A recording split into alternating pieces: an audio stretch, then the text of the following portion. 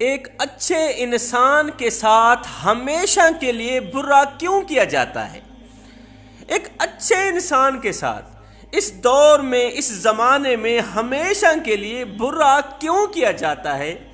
آخر بھلائی کی جزا، بھلائی کا بدلہ برائی کی صورت میں کیوں دیا جاتا ہے؟ حضرت سیدنا علی المرتضیٰ شیر خدا کرم اللہ وجہ الکریم فرماتے ہیں اگر تم کسی کے ساتھ بھلائی کرو اور تمہیں اس کا بدلہ برائی کی صورت میں ملے تو پریشان مت ہونا، مایوس مت ہونا، بلکہ مبارک ہو تمہیں کہ اللہ نے تمہاری یہ نیکی قبول فرما لی، اللہ نے تمہاری یہ کسی کے ساتھ کی گئی بھلائی اپنی پاک بارگاہ میں قبول فرما لی۔ حضرت علی رضی اللہ تعالی عنہ سے پوچھا گیا، حضرت ہمیں کیسے پتہ چلے گا کہ ہماری یہ نیکی قبول ہوئی ہے یا نہیں ہوئی؟ ہم نے یہ جو کسی کے ساتھ بھلائی کی ہے، ہماری یہ بھلائی قبول ہوئی ہے یا نہیں ہوئی؟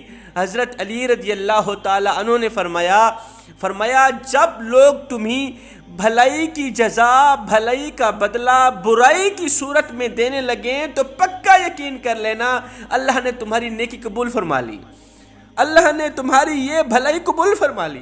فرمایا جب اگلی نیکی کرنے کا موقع ملے، ایک بار نیکی کرنے کے بعد دوسری نیکی کرنے کا موقع ملے، ایک بار کسی کے ساتھ بھلائی کرنے کے بعد دوسری بار بھلائی کرنے کا موقع ملے تو پکا یقین کر لینا اللہ نے تمہاری یہ نیکی قبول فرما لی۔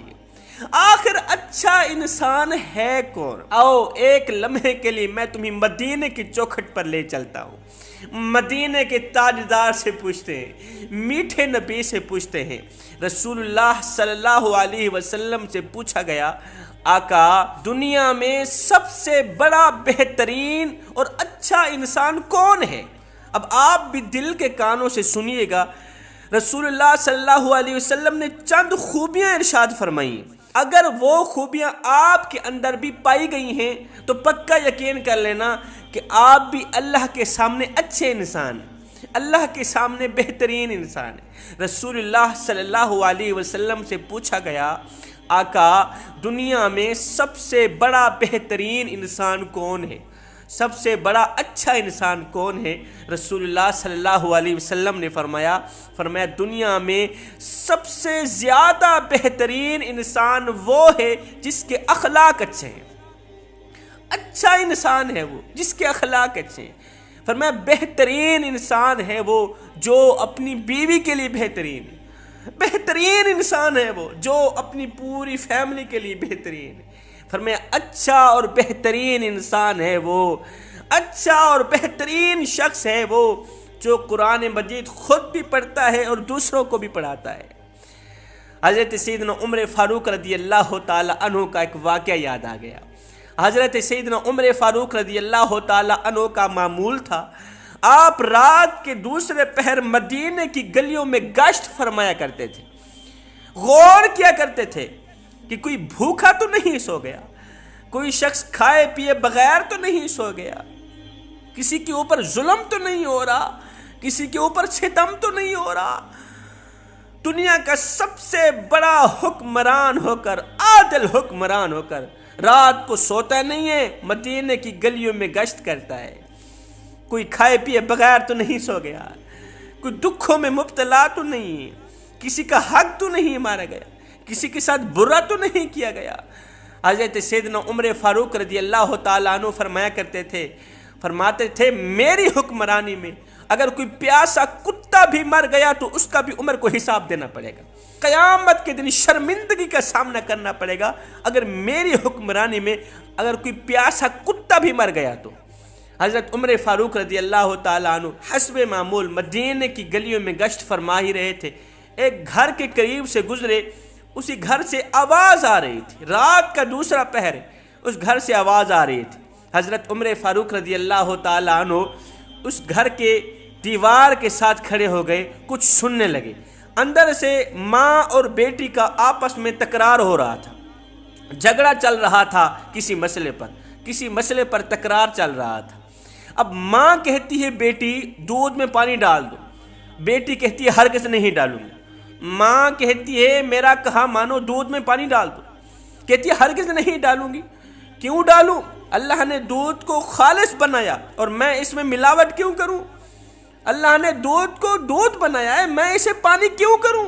یہ برا کام میں ہرگز نہیں کرنے والی، اللہ رسول کو ناراض کرنے والا کام، میں مر تو جاؤں گی لیکن میں یہ برا کام نہیں کروں گی۔ اور ویسے بھی حضرت سیدنا عمر فاروق رضی اللہ تعالیٰ عنہ نے سختی سے منع فرمایا ہے، فرمایا دودھ میں پانی نہیں ملانا، اگر ملاؤ گے تو یاد رکھنا تمہیں سزا دی جائے گی، تم عذاب میں مبتلا کر دیے جاؤ گے۔ ماں نے کہا بیٹی یہ ذرا ہوش تو کر، اس وقت عمر کہاں دیکھ رہا ہے، دودھ میں پانی ڈال دے، اس وقت عمر کہاں دیکھ رہا ہے؟ نیک سیرت بیٹی بولی ماں عمر نہیں دیکھ رہا، عمر کا خدا تو دیکھ رہا ہے، عمر کو پیدا کرنے والا تو دیکھ رہا ہے، تجھے اور مجھے پیدا کرنے والا تو دیکھ رہا ہے، جو ہر چیز سے واقف ہے، جو ہمارے دلوں کے بھید سے بھی واقف ہے، وہ رب تو دیکھ رہا ہے۔ مرنے کے بعد اس رب کو کیا منہ دکھائیں؟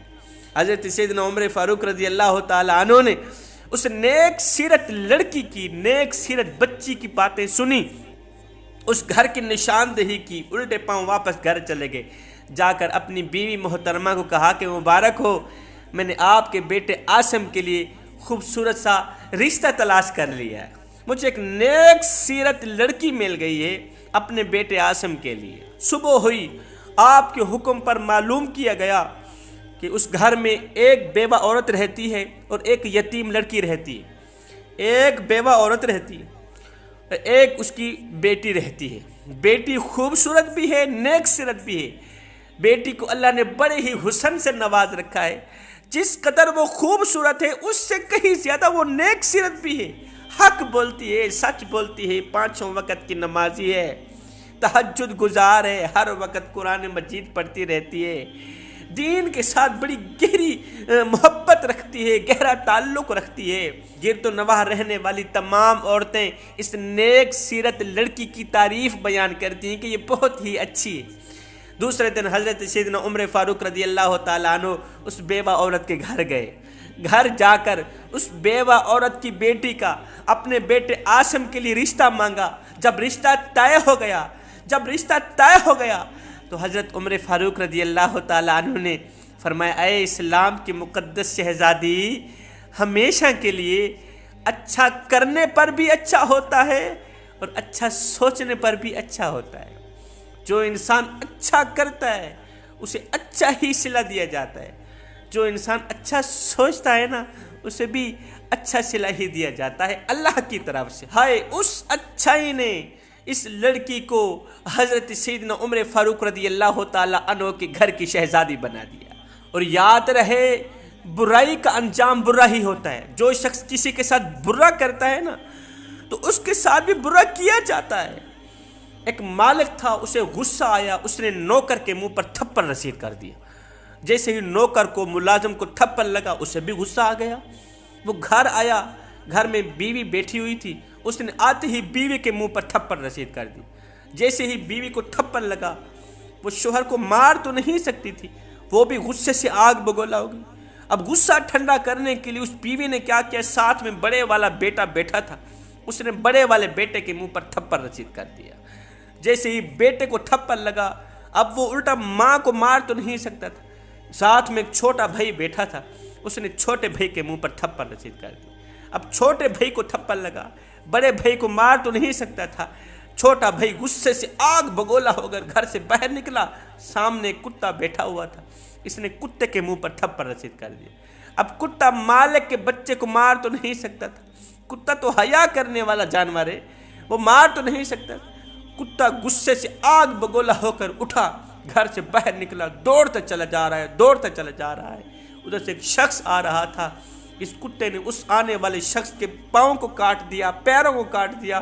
پتہ ہے یہ کون سا شخص تھا؟ یہ وہی شخص تھا جس نے اپنے غلام کو مارا تھا۔